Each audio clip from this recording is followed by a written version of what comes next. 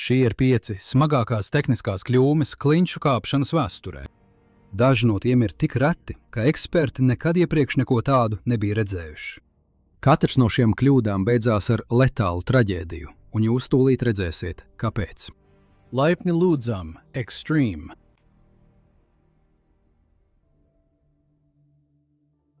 Kad lielākā daļa cilvēku iedomājas Grieķiju, viņi domā par baltām ēkām, zilu ūdeni, siltu sauli un mazām salām, kas izkaisītas pāri jūrai. Viņi droši vien nedomā par to, kā par vienu no slavenākajiem klinšu kāpšanas galamērķiem pasaulē. Bet tieši tāda bija Kalimnosas sala. Iespaidīgās oranžās kaļķakmens klintis, kas paceļās tieši no Egejas jūras. Tā ir vieta, par kuru sapņo kāpēji, un vienam vīrietim tā gandrīz kļuva par otrajām mājām. Viņa vārds bija Pēteris Hruvēns, un draugi viņu sauc par vienu no laipnākajiem cilvēkiem kāpēju pasaulē, tādu, kurš vairāk smaidīja nekā runāja. Un 60 gadu vecumā Pēteris joprojām kāpa maršrutos, kurus daudzi cilvēku uz pusi viņa vecumā pat neiedomātos mēģināt. 26. gada 27. martā viņš pavadīja vēl vienu skaistu pēcpusdienu Kalimnosas Jurassic Park sektorā. Viņa mērķis tajā dienā bija uzkāpa klasiskajā, apmēram 18 metrus garajā posmā, ko sauc par Saint Savas, un nekas tajā dienā vai klintī nešķita neparasts. Laika apstākļi bija labi, klints bija sausa, un tā kā klinšu kāpšana šādā vietā parasti notiek divatā, viņš bija kopā ar savu tuvu draugu. Tajā rītā Pēteris tur ieradās, uzklāja magnēziju uz rokām un kāpa augšā ātri. Saint Savas bija ieurbis metāla stiprinājums klintī ik pēc dažām pēdām visā augstumā, tāpēc kāpjot augšup, Pēteris sasniedza kādu no šiem stiprinājumiem un ievēra līdzi paņemto virvi caur nelielu metāla cilpu, kas bija piestiprināta pie stiprinājumu. Tad viņš turpināja kāpt līdz nākamajam un arī to piestiprināja. Stiprinājums pēc stiprinājuma visā klints augstumā. Visa šī jēga ir tāda, ka ja viņš kādreiz paslīdētu, viņš kristu tikai līdz pēdējam piestiprinātajam stiprinājumam, jo tur viņu noturētu virve. Viņa draugu uzdevums lejā uz zemes bija turēt otru virves galu un noturēt to pietiekami vaļīgu, lai viņš varētu brīvi kustēties, bet pietiekami stingru, lai, ja viņš nokristu, viņu gandrīz uzreiz apturētu. Ja tā padomā, tas ir saudabīgs uzticības veids. Drošinātājs nevarēja redzēt viņa rokas vai kājas, kā arī precīzi noteikt, kādu kustību viņš veic jebkurā konkrētā brīdī. Viņam vienkārši vajadzēja to sajust pēc neliela rāviena vai īsas pauzes virvē un būt gataviem. Bet es domāju, ka, kad tev ir 60 un jūs kopā esat kāpuši gadiem ilgi, jūs zināt, ko nozīmē katra kustība. Pēteris tika līdz virsotnei, un tur augšā viņš sasniedza punktu, ko sauc par ankuru. Tas būtībā ir 2 skrūvi stiprinājumi, kas savienoti ar īsu ķēdes posmu, un viņš piesprādzējās pie tā, lai pēc tam nolaistos lejā, un tas arī viss. Smagais darbs it kā bija beidzies. Viņš burtiski bija izdarījis to, ko bija šeit atnācis paveikt. Pēters droši vien uz mirkli izbaudīja savu sasniegumu, pirms pateica draugam, ka ir gatavs doties lejā. Un tā ir pēdējā normālā teikuma šajā stāstā. Lai nokāptu lejā, Pēterim bija vienkārši jāapgriežas, jāatlaiž rokas no klints, jāapsēžas savā drošības sistēmā kā šūpolēs, jāļaujas brīvam kritienam un jāļauj partnerim paveikt pārējo darbu. Vienīgais darbs, ja to vispār var tā nosaukt, kas Pēterim bija jāizdara kāpjot lejā, bija noņemt visas tās metāla cilpas, ko viņš bija paņēmis līdzi drošībai kāpjot augšup. Viņš nevarēja tās vienkārši atstāt turpat. Tas būtu slikts kāpšanas ieradums, un šis 60 gadus vecais vīrs tāds noteikti nebija. Tā nu, kad viņa draugs viņu nolaida ik pēc pāris pēdām, Pēteris izstiepa roku, noņēma augstāko cilpu no skrūves un piestiprināja to pie savas jostas. Tad viņa draugs viņu nolaida vēl nedaudz, un Pēteris atkārtoja to pašu. Tas turpinājās atkal un atkal, līdz vienā brīdī Pēteris karājās gaisā apmēram 12 metru augstumā. Viņš bija pilnīgi atslābis. Vienīgais, kas viņu turēja, bija metāla ķēdes ankurs, kas paredzēts automašīnas svara noturēšanai, un viņam bija palikušas tikai, 3 skrūves, ko noņemt līdz pašai zemei. Viņš bija drošībā. Bet tieši tad, kad viņš deva signālu savam draugam nolaist viņu līdz nākamajai skrūvei, tas notika. Tā vietā, lai justu lēnu, saudzīgu virves vilkšanu, Pēteris dzirdēja asu, spēcīgu, metālisku sprakšķi tieši tajā brīdī, kad virve pilnībā atslāba. Akumirklī viņš krita lejā lielā ātrumā. Viņš nokrita 40 pēdas brīvajā kritienā un ar lielu spēku atsitās pret akmeņaina izvirzījumu kalna vidū. Jūs droši vien varat iedomāties, cik sāpīgi ir, kad 60 gadus vecs ķermenis pēkšņi un ar spēku atsits pret cietu kalna klinti. Taču neskatoties uz sāpēm un ciešanām, kas plosīja viņa ķermeni, Pētera prātā valdīja apjukums. Kas pie velna tikko notika? Vai viņa draugs tiešām palaida vaļā virvi? Un pat ja tā, tieši tāpēc viņš bija uzstādījis drošināšanas ankurus. Kāpēc tās nestrādāja? Kas īsti notika? Uz zemes viņa draudzene kliedza: Pēter, Pēter, izmisīgi, kamēr viņa un citi kāpēji, kas dzirdēja kritienu, skrēja pāri akmeņiem, lai tiktu pie viņa, baidoties no ļaunākā. Bet, kad viņi sasniedz izvirzījumu, kur viņš atradās, viņš, ņemot vērā, cik tālu un smagi bija nokritis, bija pārsteidzoši labā stāvoklī. Viņa kājas bija saskrāpētas un muguras lejas daļa sāpēja, protams, bet viņš bija dzīvs. Viņiem tikai vajadzēja viņu dabūt nos no kalna un pie ārsta. Un šeit šis stāsts pārvēršas par kaut ko patiesi neticamu. Pētera draugs nekavējoties izsauca palīdzību, taču dispečers otrā galā nerunāja angliski, un neviens Pētera kāpšanas grupā nerunāja grieķiski. Tāpēc bija ārkārtīgi grūti izskaidrot, uz kuras attālās klints viņi bija iestrēguši. Viņi lūdza glābšanas helikopteru, taču viņiem tika pateikts, ka helikopters nevar nolaisties reljefa dēļ. Vienīgā palīdzība tūmā bija Kalimnosas glābšanas komanda, un šai komandai, kas gandrīz pilnībā sastāvēja no drosmīgiem, bet parastiem brīvprātīgajiem, bija vajadzīgas vairāk nekā 2,5 stundas, lai uzkāptu līdz vietai, kur atradās Peters. Peters nokrita pēcpusdienā ap 3:00. Kad viņi beidzot piesēja viņu pie nestuvēm un sāka nest lejā, saule jau rietēja. Tas ir vairāk nekā 3 stundas stiprās, mokošās sāpēs, un ceļā lejup viss kļuva vēl haotiskāks. Uz negadījuma vietu nebija ceļa. Neviena ātrā palīdzība nevarēja iebraukt.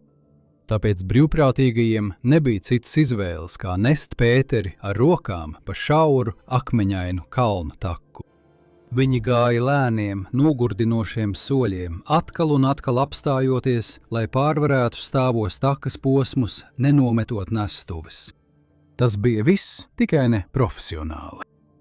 Kāds aculiecinieks aprakstīja, kā pārvietojoties no mediķa somas izbira medicīnas piedarumu. Vienā brīdī Pēters sāka vemt, un kāds paķēra tuvāko somu, ko varēja atrast, lai pasniegtu viņam, lai viņš nenosmaktu. Līdz 21:00, pēc vairākām stundām, lēnām virzoties lejup pa kalna nogāzi tumsā, viņi bija tikai pusceļā līdz gaidošajai ātrās palīdzības mašīnai. Bet Pētera ķermenis bija izsmelts. Viņš lēnām zaudēja un atguva samaņu, un, diemžēl, pēc vairāk nekā 5 stundām, kas pavadītas triecoties pret zemi, Pēters Hobrenis mira ceļā uz slimnīcu.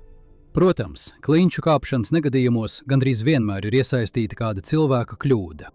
Tāpēc, kad izmeklētāji sāka pētīt, kas tieši tajā dienā notika, viņi gaidīja, ka atklās, ka viņš kaut ko nepareizi piestiprinājis, vai varbūt mezgls bija atraisījies vai kas tam līdzīgs. Bet, kad alpīnisti visā pasaulē uzzināja, kas patiesībā šeit notika, viņi bija šausmās. Ļaujiet man paskaidrot. Pēters nokrita, jo metāla ankuri, kas viņa turēja klints virsotnē, izlauzās. Bet tam vienkārši nebija nekādas jēgas. Enkurbolti ir viena no uzticamākajām ekipējuma daļām kāpšanas pasaulē. Tiem vajadzētu kalpot gadu desmitiem. Daži ražotāji pat apgalvo, ka tie viegli kalpos 50 gadus, ja klintis ir sausas un apstākļi ir normāli. Bet Kalimnos sala nav normāla. Tā atrodas tieši pie Egejas jūras krasta, kas nozīmē, ka katrs skrūve, kas iedzīta šajā kaļķakmenī, visu savu mūžu elpo sāļo okeāna gaisu. Un, kad sāls iekļūst dziļi metālā, sāk veidoties mazas plaisas, kas lēnām izplatās no iekšpuses uz āru. Tomēr tikai paskatoties uz to, tu to nekādā veidā nevarētu zināt. Un skrūves Saint-Savas maršrutā bija stāvējušas tajā iežā kopš 2002 gada. Tas ir 24 gadi, kur laikā tas pats sāļais gaiss klusi darbojās uz šīm skrūvēm. Bet uzticies man, tas kļūst vēl sliktāk.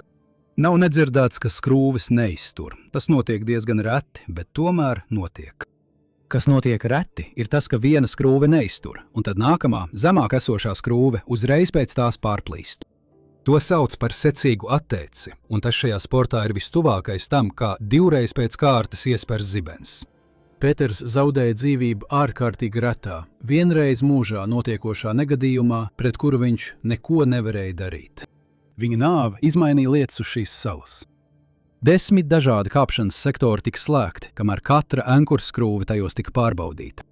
Viņa dzimtenes kāpšanas federācija piešķīra viņam goda biedra statusu pēc tam, kad viņš jau bija aizgājis mūžībā. Kāds sāka vākt līdzekļus, lai viņa vārdā atgrieztu to pašu klinšu enkurboltu nomaiņas iniciatīvu Čehijā.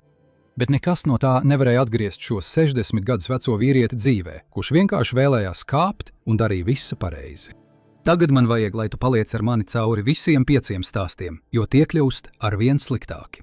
Un es to nesaku viegliprātīgi. No visa, ko atrada pētot šo video, ir viens stāsts pašās beigās, par kuru es joprojām domāju.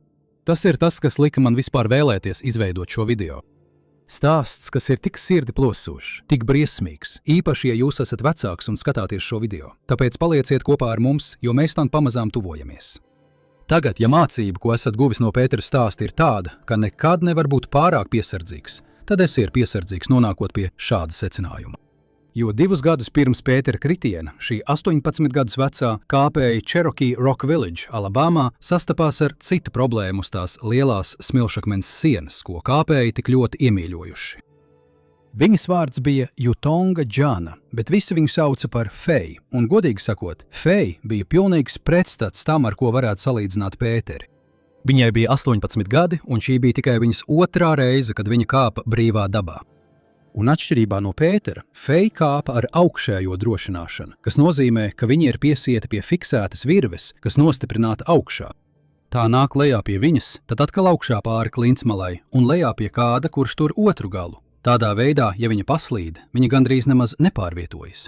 Tā ir drošākā kāpšanas metode iesācējiem, jo ja tu paslīdi, tu patiesībā nekur nenokrīti. Virve jau visu laiku ir virs tevis un tevi notur. Fei bija pēdējā savā grupā, kas tajā dienā kāpa maršrutā, ko sauc par Misty. Un kāpjot augšup, viņa arī savāca ekipējumu, ko citi viņas grupas dalībnieki bija atstājuši piespraustu pie sienas savās kāpšanas reizēs. Pašā šī maršruta augšā atradās ankurpunkts. Taču atšķirībā no ķēdes, kurā piesprādzējās Peters, šeit tiek izmantoti tā sauktie musī āķi. Tie ir 2 lieli izturīgi tērauda āķi, kas ir ieurpti klintī, un tiem ir nelieli ar atsperi nospriegoti vārtiņi. Ideja ir tāda, ka tu vienkārši ieliec virvi iekšā āķos, vārtiņa aizveras un virve nevar izkrist ārā. Tas jau ir neticami droši, bet atceries, Fei bija iesācējs. Viņas draugi viņu ļoti mīlēja un gribēja būt īpaši piesardzīgi. Tāpēc pirms Fei vispār uzkāpa augšā, viņas draugi bija pievienojuši vēl vienu ekipējuma gabalu pie augšējā ankura. Viņi piestiprināja aizslēdzamu metāla karabīni tieši starp abiem āķiem, kā rezerves drošības līdzekli, lai pilnīgi pārliecinātos, ka virve neizslīdēs ārā. Viņiem nebija ne jausmas, ka viņi tikko bija radījuši tieši tādus apstākļus katastrofālai kļūdai. Kad Fei sasniedza maršruta virsotni, viņa bija sajūsmā.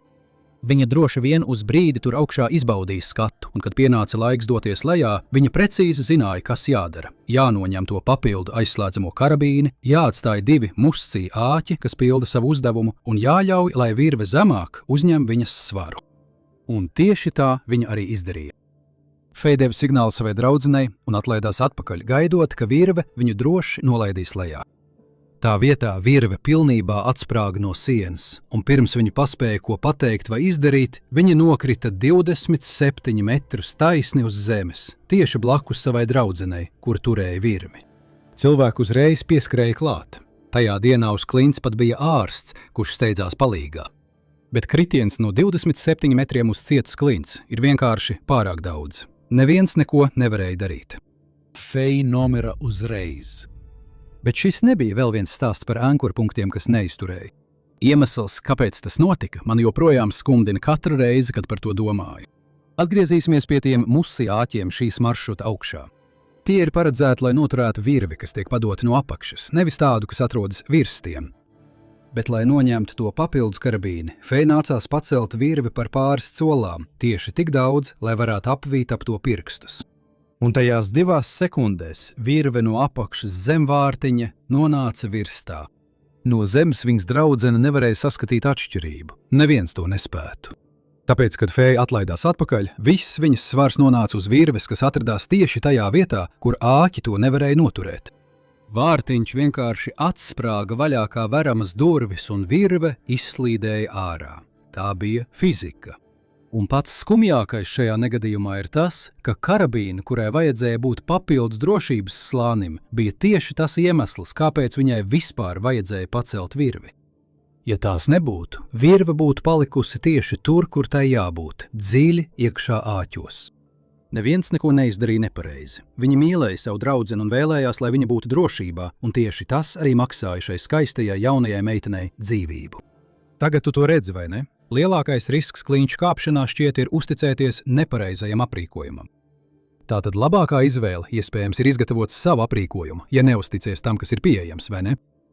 Apmēram to pašu domāja tehniskais seržants Pīters Kreins 2019. gada 8. oktobrī, dodoties uz melnajām klintīm pie Boises, Aidaho štatā. Pīters kopā ar savu vadu bija jau 6 dienu alpīnisma apmācību kursa vidū Amerikas Savienoto Valstu gaisa spēkiem. Militārie spēki regulāri māca kāpšanas prasmes tādiem cilvēkiem kā Pīters, kuri ir paramilitārie glābēji. Dažreiz helikopteri nevar nolaisties vietā, kur kāds ir ievainots, un tad talkā nāk viņš. Tajā dienā viņi bija kāpuši jau no apmēram 11. rītā. Bija jau vēls, un šīs sesijas pēdējā uzdevumā 3 no viņiem vajadzēja nolaisties ar virvi no 15 metrus augstas klints pirms doties mājās. Nolaišanās ar virvi ir gandrīz pretējs process kā kāpšana. Tā vietā, lai kāptu augšup pa klinti, to ar virves palīdzību laidies lejā. Tas ir pietiekami vienkārši, ja vien tas, kas notur tavu virvi pie kalna, paliek tieši tur, kur tam jābūt.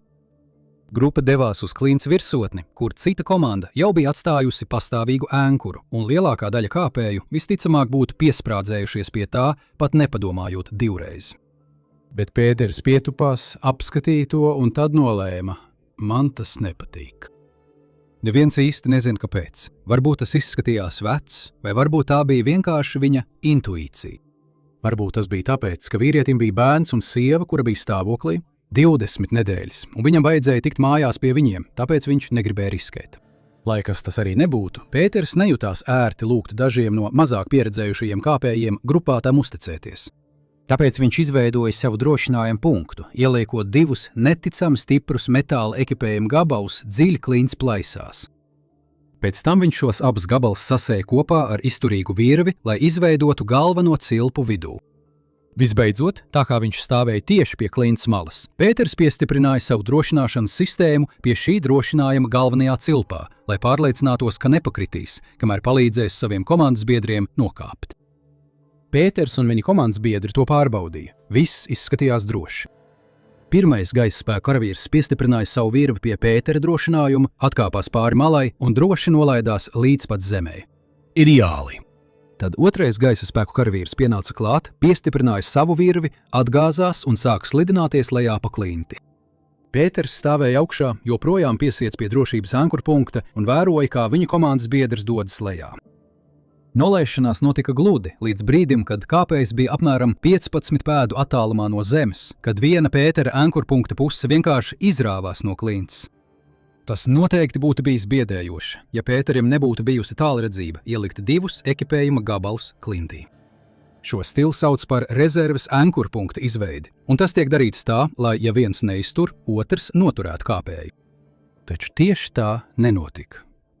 Kāpēc uz virves pēkšņi vispirms nokrita pāris pēdas, tad pēc mirkļa atskanēja vēl viens skaļš krakšķis, kad viņš nokrita pēdējās 15 pēdas līdz zemē. Viņš nokrita uz zemes un piecēlās pilnīgi nesavainots. Bet, kad viņš notrausa no sevis putekļus, viņš paskatījās augšup un ieraudzīja, kā Pēteris krīt lejā cauri gaisam, pilnīgi nepasargāts.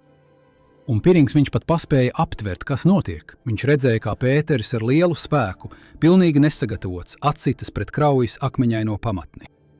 Pētera komandas biedri gandrīz uzreiz nonāca pie viņa.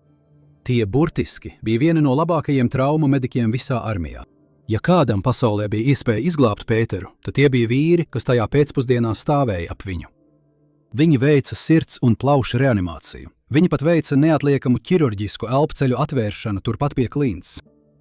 Bet Pēters bija nokritis no 53 pēdu augstuma. Viņa ievainojumi bija vienkārši pārāk smagi.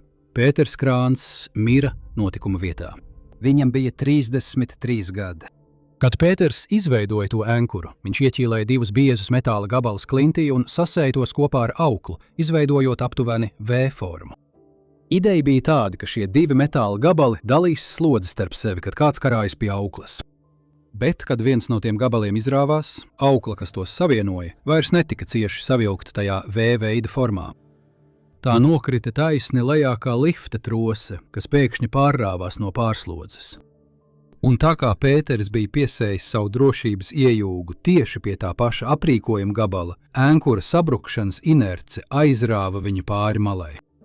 Manuprāt, skumjākais šajā stāstā ir tas, kāpēc tas notika. Izmeklētāji atklāja, ka plaisas, kuras izmantoja Pēteris, atradās netālu no bazalta klints augšas. No ārpuses klints izskatījās stabila, taču akmens pie bazalta klints augšas bieži vien ir daudz plaisaināks nekā tas izskatās. Tas ir gandrīz kā svaigas maizes garoziņa, no ārpuses stingra, bet apakšā vieglāk salaužama.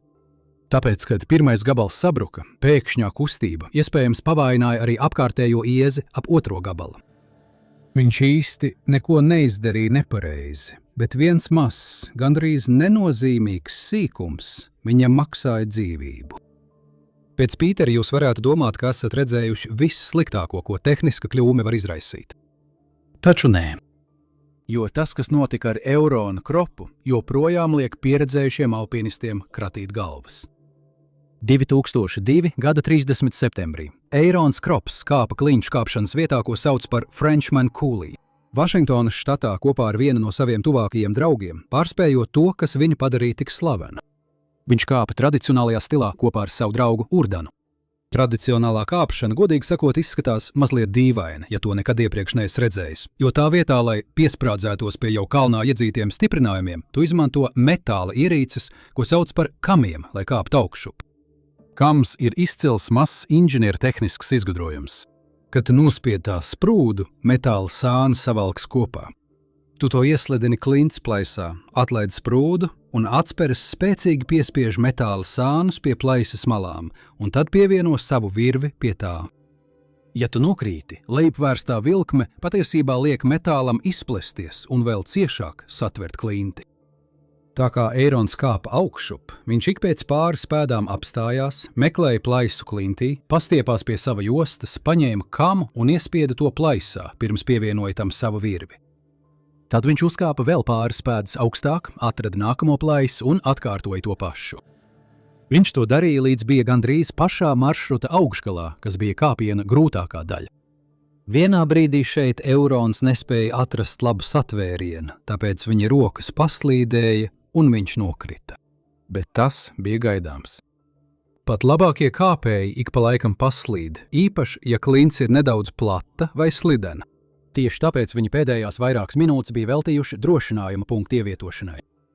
Kad viņa svars uzkrita virvei, augšējam drošinājuma ielikņam vajadzēja viņa noturēt. Tā vietā tas izrāvās tieši no plaisas. Tas droši vien Eironam lika kārtīgi sabīties, bet nepanikot, jo tieši zem tā drošinājuma ielikņa viņš jau bija ievietojis vēl vienu zem tā.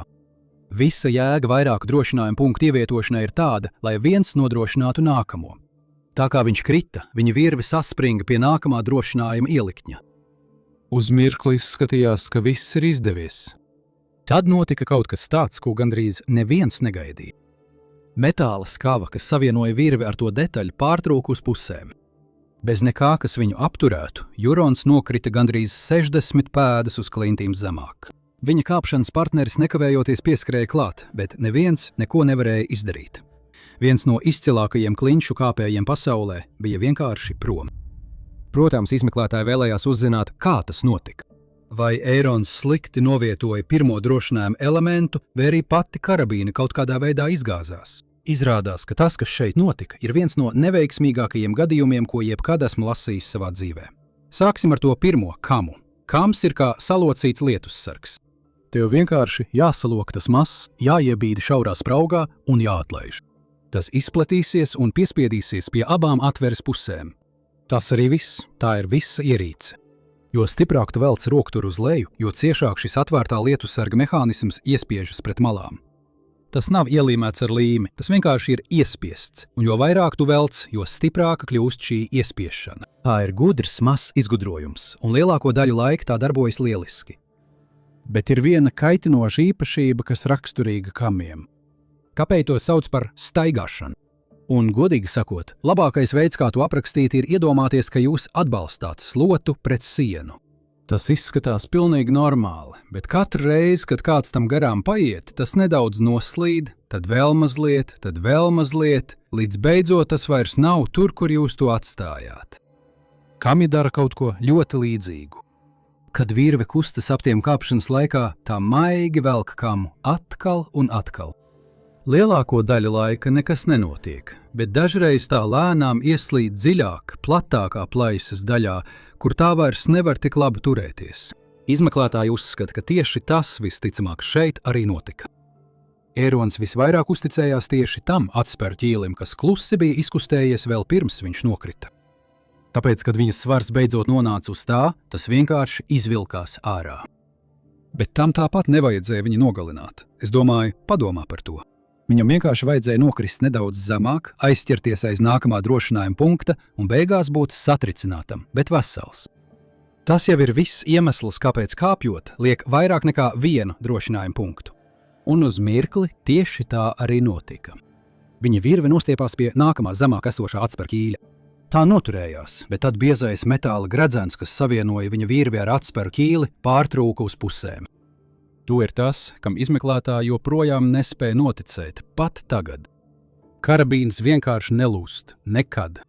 Tu vari kāpt visu savu dzīvi un nekad to nepieredzēt.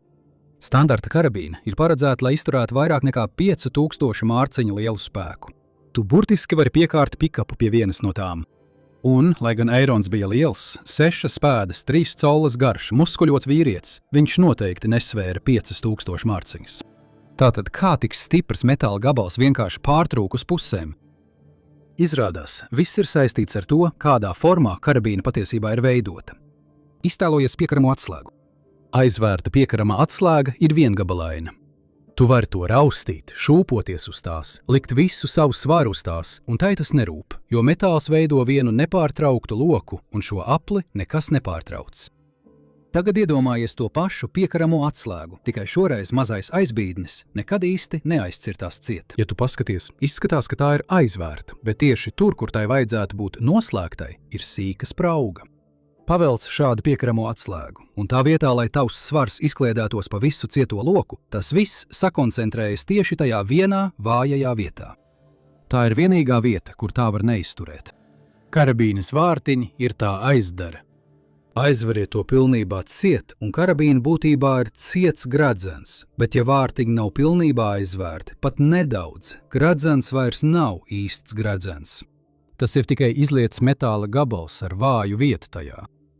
Un tieši tur tas arī salūzīs, ja uz to tiks izdarīts pietiekami liels spēks. Kad izmeklētāji atguva Ērona ekipējumu, viņi konstatēja, ka karabīnas vārti gandrīz nemaz nebija bojāti. Ja tas būtu saņēmis spēcīgu triecienu pilnībā aizvērtā stāvoklī, būtu sagaidāms acīm redzams stresa pazīmes, kas viņiem lika domāt, ka tas visticamāk bija atvērts vai tika spiests atvērties tieši tajā brīdī, kad visa viņa masa uz to uzgūlās. Tā vietā, lai izturētu 1000 mārciņu, kā tas parasti spētu, karabīna vienkārši padevās. Vai tu vari noticēt, cik neticama neveiksme tā ir? Vispirms Kams klusi pārvietojas vājākā pozīcijā. Tad Ērons nokrīt, tad tas Kams izraujas ārā. Tad nākamā karabīna iesprūst tieši nepareizajā pozīcijā, un virve, kurai vajadzēja viņu noturēt, vienkārši neiztur. Viss, kam bija jānoiet greizi, arī nogāja greizi, un tas viss notika aptuveni 2 sekundžu laikā. Un, manuprāt, ir kaut kas dīvains skumjš arī tajā, kur tas notika. Šis ir cilvēks, kurš bija stāvējis uz Everesta virsotnes. Viņš bija izdzīvojis lavīnas un sniega vētras uz dažiem no skarbākajiem kalniem pasaulē. Taču beigās tas nebija Everests, kas viņu paņēma. Tā bija parasta klints pēcpusdienā, kurai vajadzēja būt pavisam parastai kopā ar draugu. Bet lai cik sirdi plosošs būtu Ērona stāsts, mūsu pēdējais stāsts, kaut kā sāp vēl vairāk. Jo atšķirībā no visiem pārējiem, par kuriem šodien runājām, šim kāpējam pat nebija iespējas izaugt. Viņam bija tikai 12 gadi. 2013. gada 2. jūlijā jaunu itāļu kāpēju grupa ieradās mazajā kāpšanas pilsētiņā Orpjērā, Francijas dienvidos. Tā bija tāda vieta, kuru kāpēji iemīl. Klusas ielas, iespaidīgas kaļķakmens sienas un simtiem maršrutu, kas stiepjas augšu pa klintīm visos virzienos. Starp grupas dalībniekiem bija 12 gadus vecs zēns vārdā Tito Traversa. 12 gadu vecums šķiet neticami jauns, taču, ja jūs būtu redzējuši Tito kāpjam, jūs iespējams jau pēc 30 sekundēm būtu aizmirs viņa vecumu. Viņš kustējās pa klinti tik gludi, ka šķita it kā viņš būtu kāpis visu savu 12 gadu dzīvi. Un zināmā mērā tā arī bija. Viņa vecāki iepazīstināja viņu ar kāpšanu, kad viņam vēl vajadzēja palīdzību sasiet kurpišņoras. Drīz vien viņš uzvarēja jauniešu sacensībās visā Eiropā, kāpa maršrutos, ar kuriem pieaugušiem bija grūtības, un nemanāmi kļuva par vienu no spožākajiem jaunajiem talantiem, kādus šis sporta veids jebkad bija redzējis. Bet ja jūs jautājat cilvēkiem, kuri pazina Tito, ko viņi domāja par viņa kāpšanu, viņi parasti runā par viņu smaidu, to, kā viņš smējās kopā ar draugiem un cik sajūsmināts viņš bija katru reizi, kad varēja kāpt kādā jaunā vietā. Jo dienas beigās viņš joprojām bija tikai bērns, kurš tajā rītā jautri pavadīja laiku ar saviem draugiem.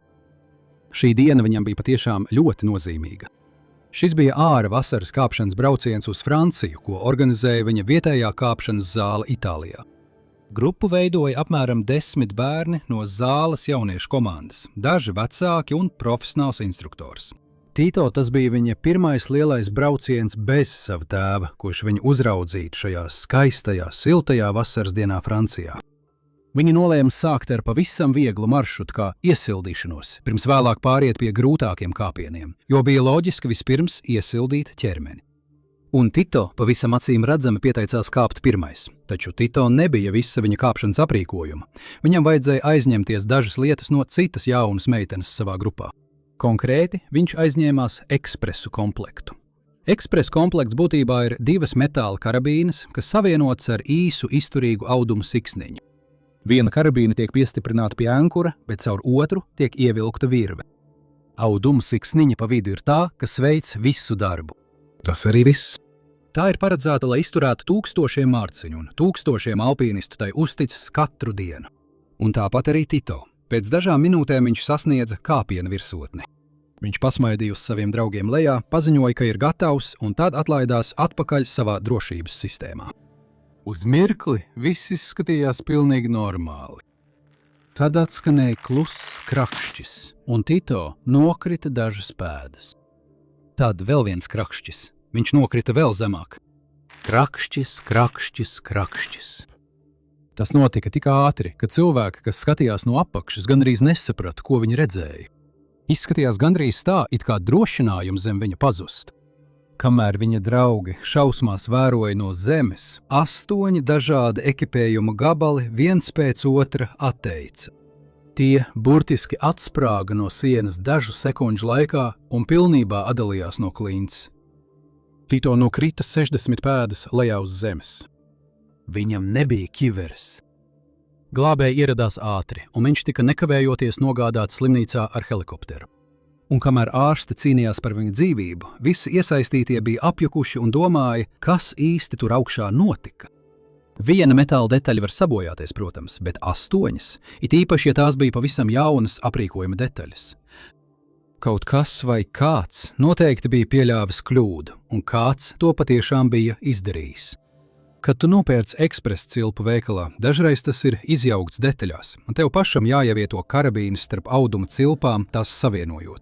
Un tā kā šis audums ir elastīgs, apakšējā karabīne dažreiz var sagriezties vai apgriezties otrādi, kad tu mēģini ātri iespraust tajā virvi. Tas ir kaitinoši.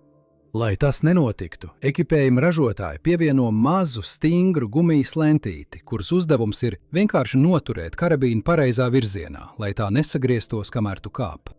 Tas arī viss. Tas ir vienīgais gumijas lentītes uzdevums. Tai nav pilnīgi nekādas izturības. Bet meitenes, no kuras Tito bija aizņēmies aprīkojumu, māte tikko bija nopirkusi detaļas, un meitene pati tās salika mājās pirms brauciena. Un, kad tā jaunā meitene savā viesistabā lika kopā tās ekspresa cilpes, viņa pieļāva šausminošu kļūdu. Tā vietā, lai karabīni piestiprinātu pie īstās cilpas, kas paredzēta, lai izturētu tūkstošiem mārciņu, viņi to piestiprināja pie gumijas lentes, kuras vienīgais uzdevums ir noturēt vārtiņus pareizajā virzienā. Viņai nebija nekādas iespējas to zināt. Viņai nekad nebija mācīts pārbaudīt. Viņa bija tikai bērns, kas darīja visu iespējamo ar to niecīgo informāciju, kas viņai bija, saliekot aprīkojumu tā, kā viņa domāja, ka tas darbojas. Kad viņš taparela akušā atlaidās atpakaļ, pirmā gumijas saite uzreiz pārplīsa zem viņa svara, tāpēc viņš nokrita uz nākamo aprīkojuma gabalu. Un arī tā gumijas saite pārplīsa. Tas bija neredzama kļūdu domino efekts. Domino, kas beidzās ar to, ka viens no talantīgākajiem un jaunākajiem alpīnistiem, kāds jebkad ir bijis, cīnījās par savu dzīvību slimnīcā. Un zini, pats sliktākais visā šajā bija tas, ka vienā brīdī šķita, ka viņš izdzīvos. Bet viņš neizdzīvoja. Traumas bija pārāk smagas. 3 dienas vēlāk viņš, diemžēl, nomira. Īsa atkāpe. Katru mēnesi ir stāsts, kas nekad nenonāk YouTube. Tas ir pieejams, ja vēlies. Patreon, saite zemāk. Tātad, kur mēs palikām? Bet ar to viss nebeidzās. Tito vecāki nevarēja vienkārši apglabāt savu 12 gadus veco dēlu un pieņemt to kā dīvainu nelaimes gadījumu. Jo, lai arī tā bija neticama traģēdija, tas nebija dabas kaprīze. Tito bija bērns ekskursijā, kur organizēja, vadīja un uzraudzīja pieaugušie. Tieši šie pieaugušie bija atbildīgi par viņa drošību. Viņiem bija viss jāpārbauda vēlreiz.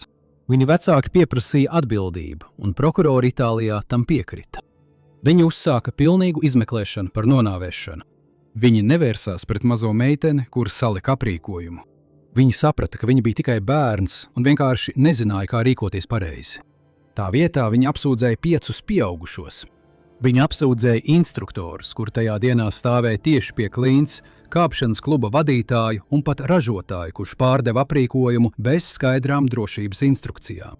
Argumentācija bija vienkārša. 12 gadus vecs zēns nekad nedrīkst būt tas, kurš veic pēdējo drošības pārbaudi pie kāpšanas sienas. Bet tas nebija tikai Tito pievilt, jo, neizpildot aprīkojumu pārbaudi, šie pieaugušie atņēma zēnam dzīvību. Un arī piesprieda jaunai meitenei dzīvot ar smago vainas apziņu par drauga nāvi. Tas viss notika dzīves vai nāves atbildības dēļ, kas nekad nebija jāuzņems viņai. Tiesvedība ilga 5 garus, sāpīgus gadus. Beidzot, 2018. gada maijā Itālijas tiesa pieņēma spriedumu. 4 pieaugušie tika attaisnoti, bet viens vīrietis tika atzīts par vainīgu nonāvēšanā. Tas bija viens no instruktoriem, kurš devās ceļojumā kopā ar Tito.